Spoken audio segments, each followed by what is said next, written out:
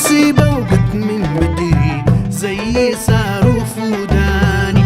مفيش حاجة اسمه مصري ولا حاجة اسمه سوداني. يا مصيبة وجت من بدري زي الصاروخ في وداني.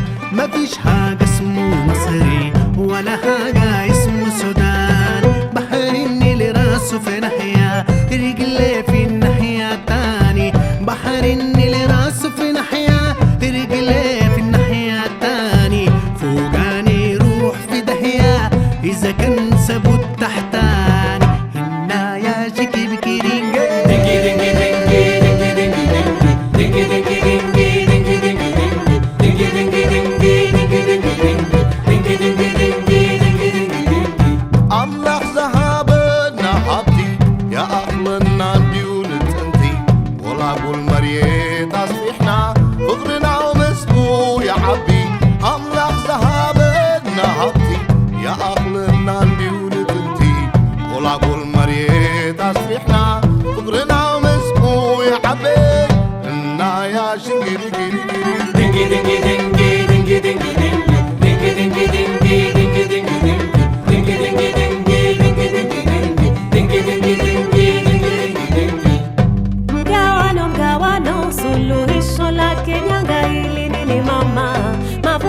Mavutano tuache tujumuike pamoja. Mgawano suluhisho la kijanga hili nini mama. Mavutano tuache tujumuike pamoja. Naya shingiri kiri kiri.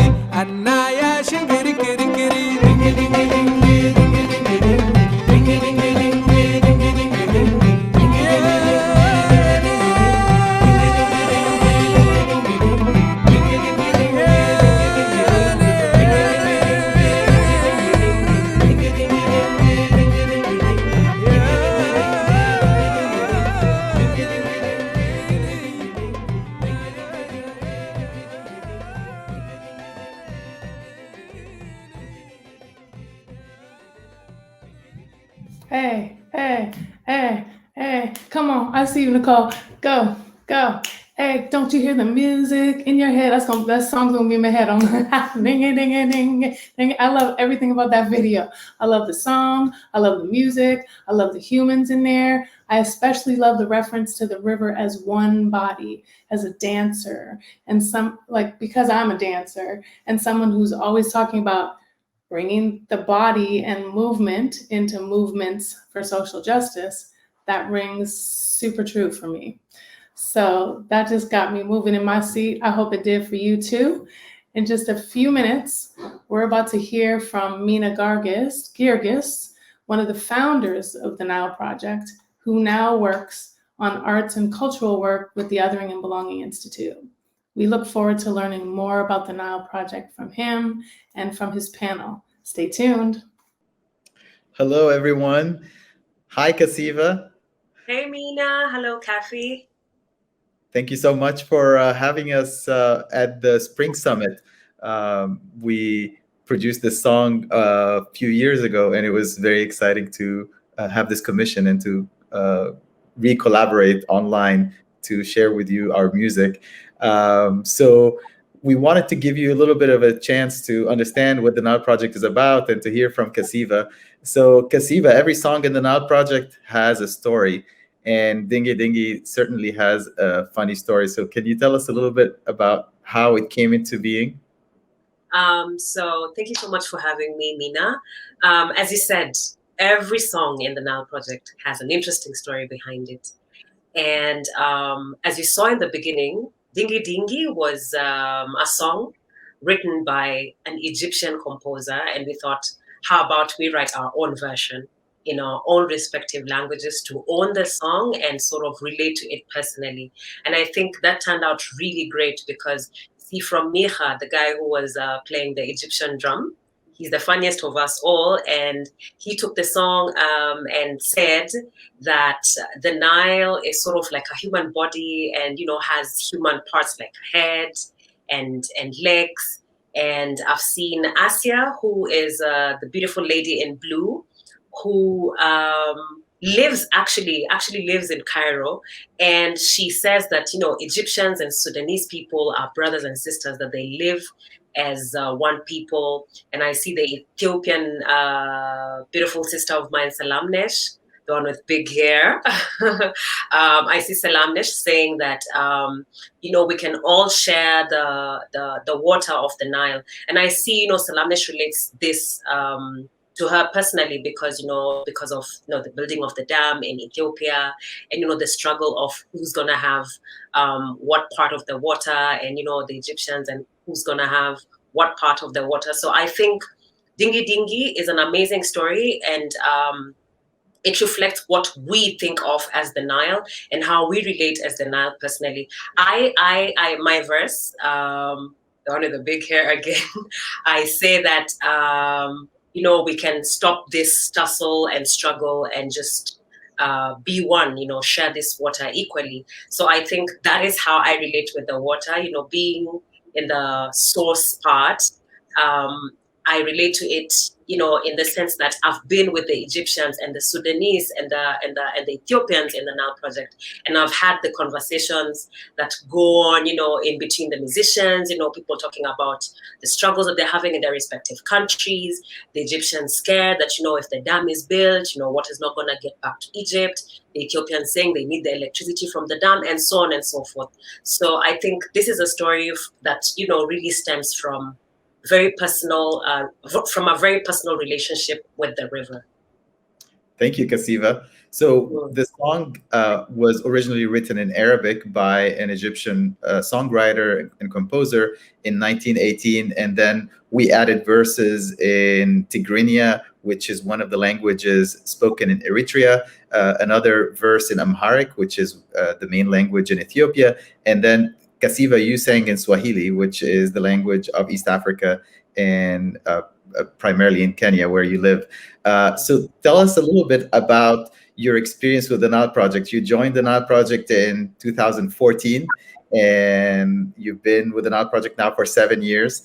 And the Nile Project is a collective of musicians, and every year we keep adding new musicians. So you've met so many musicians from the 11 countries that share the Nile River, and you've learned a lot about the water conflict between the different countries, as well as the history of the Nile and the cultural imagination of the Nile. Can you tell us a little bit about how the Nile Project experience has changed who you are as a musician and how you see yourself and your work in the arts?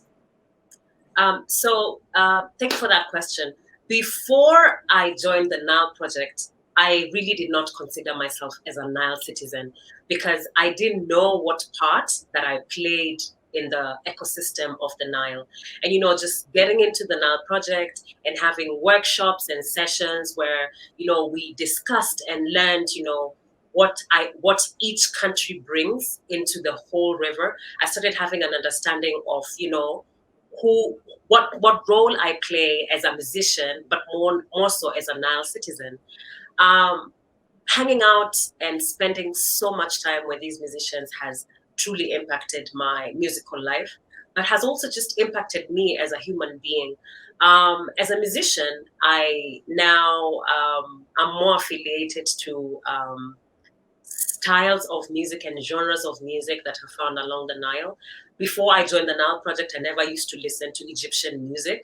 I had never heard of, Ethiopian music. And now I'm a big fan. I will, intentionally go on YouTube and search for Egyptian music, Ethiopian music, and Sudanese music and listen to it. During the tours, when we went to Egypt, I got to sample, the cultures and the way of life of the Egyptians and the Ethiopians as well. I had never had Egyptian food before. It was amazing. I had never seen and touched Egyptian instruments. And this was my time, to dive in and just heal my curiosity fully.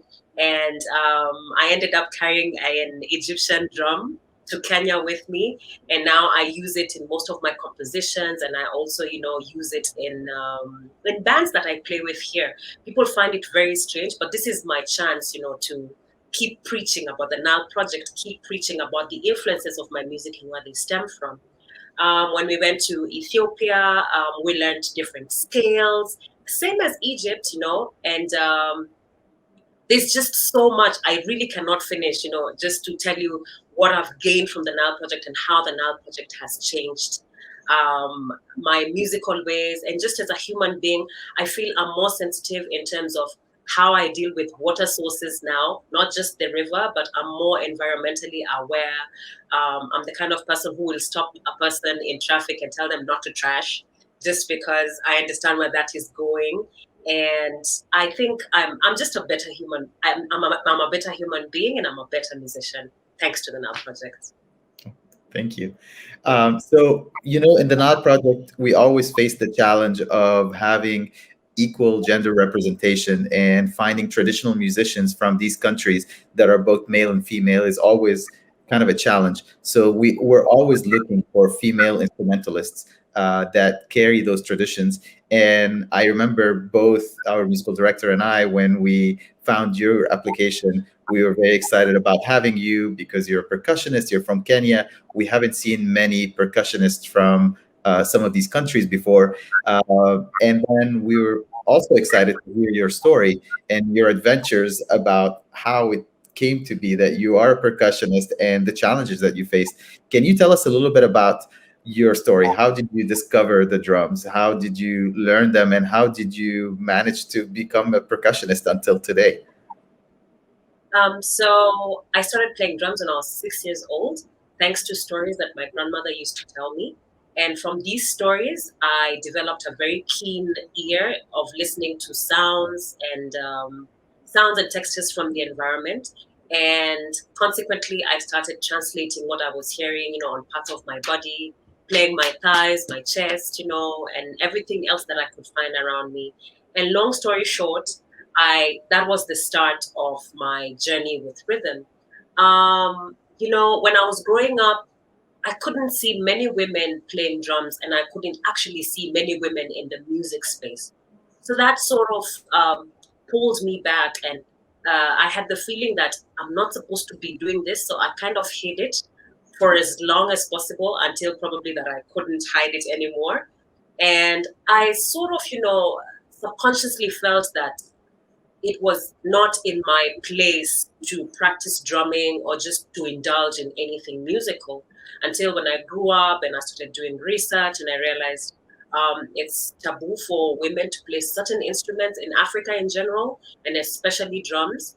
But then it was really calling in me, and it was sort of compulsory for me to play because I cannot be separated from drums. I'm the drum, and the drum is me, and that was the start of the whole explosion per se. And it's been an interesting journey. It's been a difficult one. I've had to spend a lot of time defending myself and proving myself to the world that I can play. I deserve the title percussionist and not female percussionist. And that also, sent me in the search of looking for other female percussionists.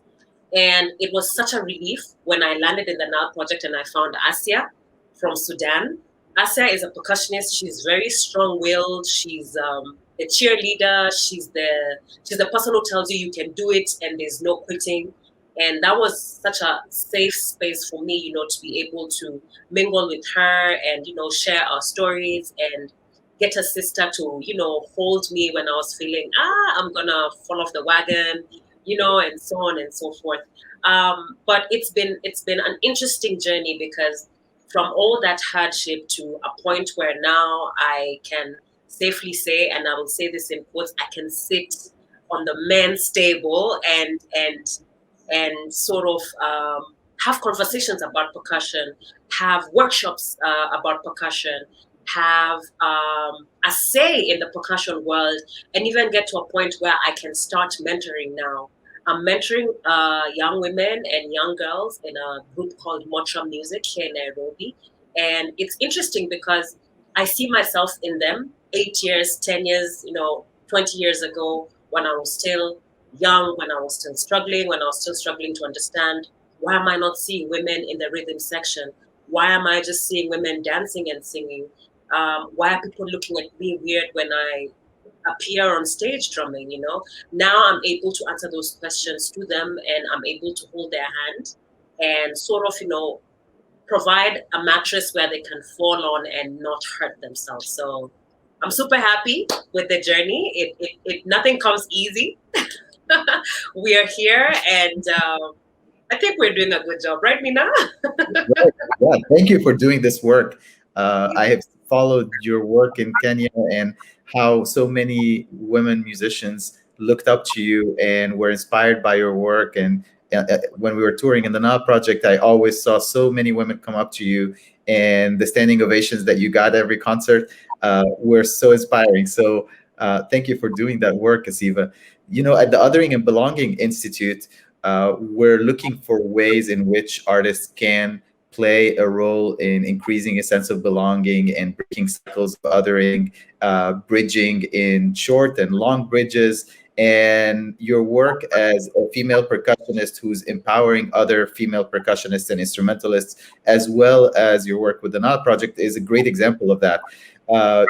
From your perspective, people like you, artists who are invested in creating this kind of work and having an impact, what kind of challenges do you face as an artist? What do you think you need support with in order to create that work, to have this impact, and to be an artist that bridges and that brings people together?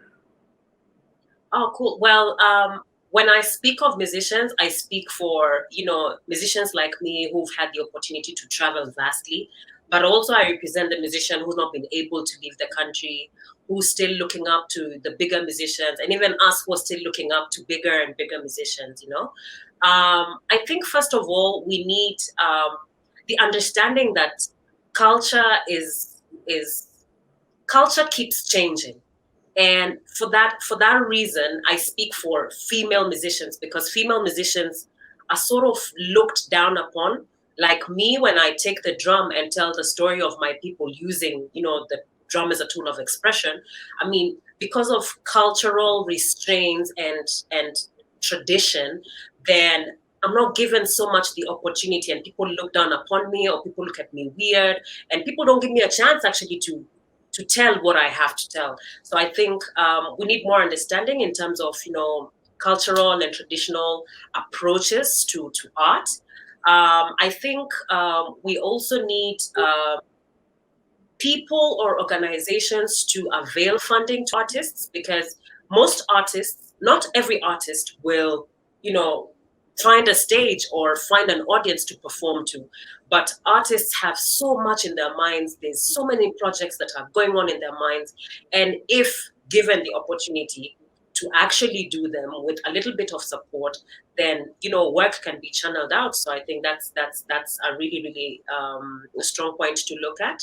I also think we just need general support from our audiences, in terms of, when you go to gigs, support an artist, buy merchandise, buy their music, listen to their music, share their music, because through this, you share their stories, you share the spirit. The music flows, the music reaches everybody, and so on and so forth. There's so much that people can do for artists, Mina. Thank you, Kasiva. Thank you, everyone. If you are interested in listening to the Nile Project, you can find our music on Spotify. You can find it on our website, nileproject.org.